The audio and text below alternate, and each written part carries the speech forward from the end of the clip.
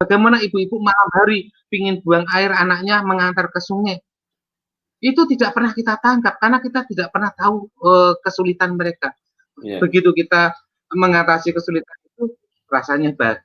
Apa jadinya kalau kita ini maaf tidak punya WC di rumah? Kita akan marah-marah, kita akan tidak bahagia, kita akan sedih, ya kan? Tamu saya kali ini adalah Dr. Budi Laksono, MHSC, ya, Master of Health Science. Ini seorang dokter yang dikenal dengan maksud saya, dikenal dengan aktivitasnya di bidang perjambanan, ya, perjambanan. Yang saya juga heran sebenarnya untuk seorang dengan profesi dokter, ya, tentu saja peluang untuk berkembang secara ya finansial tentu akan sangat besar kalau memilih bukan jurusan yang ya jurusan-jurusan orang miskin gitulah. Ya ceritanya. Saya tolong sekarang diceritakan kapan sih bermulanya gitu. Kok sebagai dokter memilih urusan jamban itu. Awal mulanya bagaimana, Dok? Silakan. Ya, terima kasih.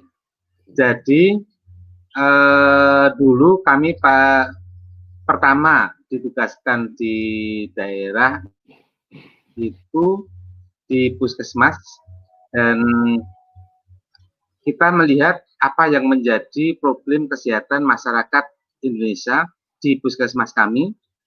Ternyata di antara banyak penyakit public health, artinya penyakit public itu penyakit-penyakit yang menyebabkan kesakitan dan kematian banyak diakibatkan karena perilaku-perilaku yang sebenarnya bisa yaitu penyakit menular infeksi yang di barat mungkin sudah sangat teratasi sehingga banyak ilmuwan barat, banyak politikus barat yang tidak terlalu peduli sekali. Tetapi bagi Indonesia ini yaitu adalah penyakit helminthiasis, kecacingan, penyakit diare, dan penyakit gastrointestinal lainnya. Di negara barat bukan menjadi penyakit penyebab kematian, apalagi penyebab kesakitan pada banyak orang. Tetapi di negara berkembang, terutama di Indonesia dan negara-negara lain, ternyata masih menjadi problem. Sehingga kami waktu di puskesmas, sampai suatu saat kami berpikir menjadikan, waktu itu kami masih bujang, menjadikan belakang rumah, waktu itu masih bujang, belakang rumah saya, itu untuk perawatan. Ternyata yang kami rawat rata-rata adalah pasien karena diare, typhoid, 1-2 kecelakaan yang bisa kami tangani di rumah, misalnya seperti abses yang besar, kemudian pernah juga luka bakar, tetapi hampir seringnya adalah penyakit typhoid.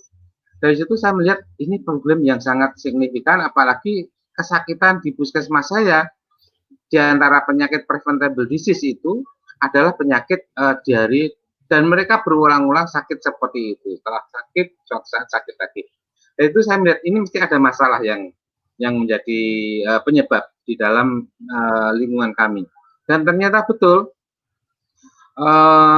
ketika kami melakukan survei ke masyarakat sebelum Pak Jokowi ini istilahnya belusuan, saya belusuan di sana, ternyata betul memang masyarakat di sana nggak punya WC. Bahkan di desa kami di Kandang Serang boleh bilang yang punya WC hanya beberapa orang tertentu saja. Itu di kawasan mana? Sekian ratus keluarga yang ada di Pekalongan, Kabupaten Pekalongan, dan di atas. Waktu itu Anda usia berapa? Saya lulus dokter baru ya mungkin sekitar 26, 27. Dari gunung di atas, kemudian kami turun di bawah di Kecamatan Kedunguni. Daerah di mana termasuk penghasil batik yang utama, banyak orang kaya, banyak orang ini. Ternyata kasusnya sama. Penyakit diare justru makin tinggi. Kalau di atas kami membuat riset waktu itu helminthiasis atau kecacingan pada anak-anak itu cuma 84%. Ketika turun, kami buat riset lagi, yang kecacingan bukan 84%, tapi 96% dari sampel anak-anak yang kami sampel yang sama itu malah cacingan. Loh, ini kan lebih kotak. Dan di data kami itu ada 67% keluarga itu punya WC. Loh, kok malah seperti banyak? Apa betul? Suatu saat setelah saya punya riset itu, saya belusukan lagi. Saya kebetulan waktu itu ada PIN 96. Saya kesempatan untuk ke masyarakat karena saat itu memang kita harus mendata dari rumah ke rumah bayi yang dipunyai oleh keluarga itu. Sayang sekali kalau saya ke rumah hanya pendata bayi. Oleh karena itu saya mendata sekalian aspek yang lain termasuk sanitasinya.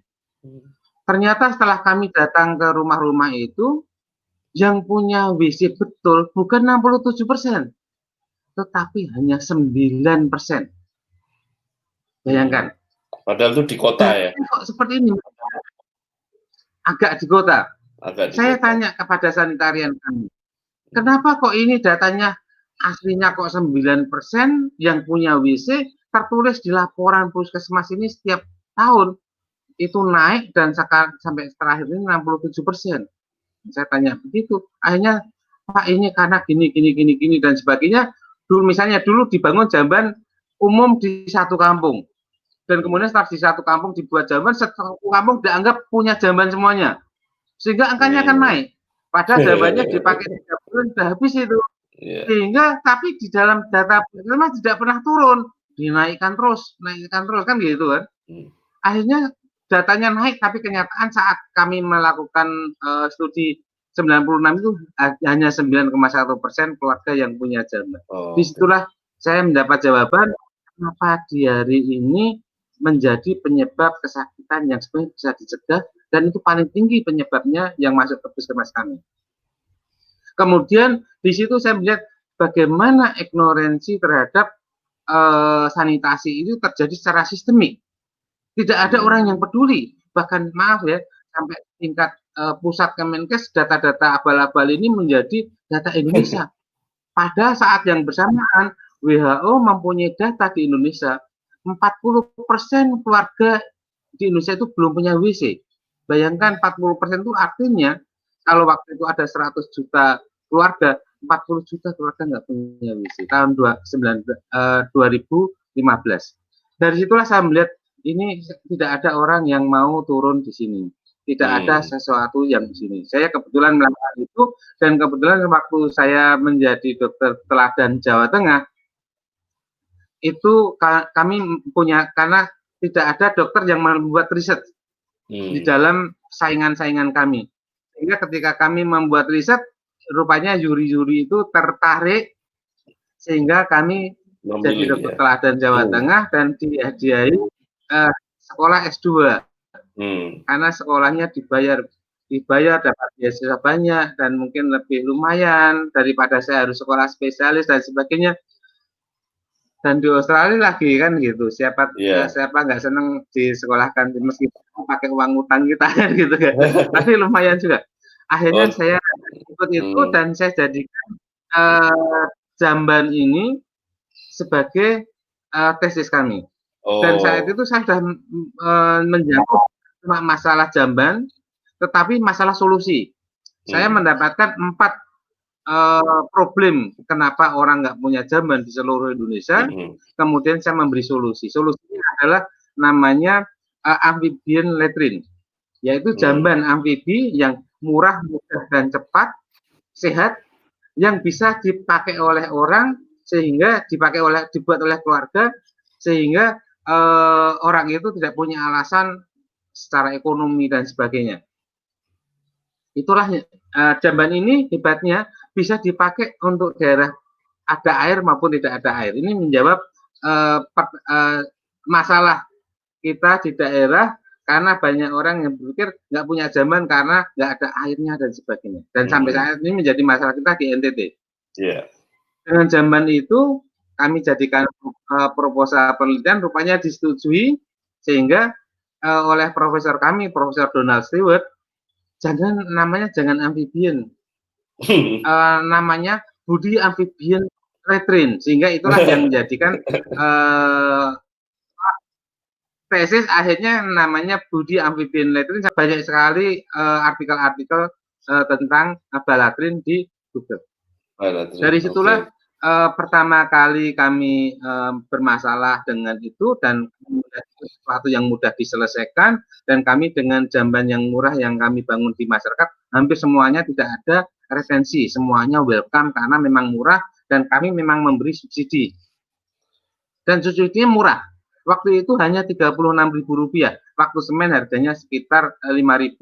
Tapi sekarang semen harganya Rp50.000, harga subsidinya sekarang sekitar Rp400.000 sampai Rp700.000. Ya, mungkin kita akan gumuli lebih jauh yang itu, tapi saya mulai dari awalnya dulu, Dok. Jadi Anda di puskesmas, kemudian setelah itu kemana, Dok, dari puskesmas? Setelah saya lulus dari puskesmas, saya pulang ke Dinas Kesehatan, waktu itu Pekalongan. Dinas Kesehatan Pekalongan. Kabupaten Pekalongan. Ya. Harapan kami tentu saja, harapan dulu puskesmas kami bisa melakukan piloting, maka sekarang kami harusnya bisa membuat menjadi semacam scale up fase pertama di tingkat kabupaten. Tapi Anda tidak praktek biasa ya? Tidak praktek sebagai dokter umum ya? Saya praktek biasa. Saya tetap masih praktek juga karena memang jadi pegawai negeri kan juga berat sekali. Zaman itu gaji saya hanya Rp250.000. Atau kalau sekarang ini kan setara dengan 2 juta, itu kan kalau kehidupan sekarang gajinya dokter dengan gajinya UMR kan kadang-kadang hampir sama. Tetap praktek. Saya ingin lanjutkan lebih jauh lagi. Saya itu masih penasaran, kalau memang praktek, kemudian kenapa milihnya itu jurusan-jurusan yang orang miskin itu,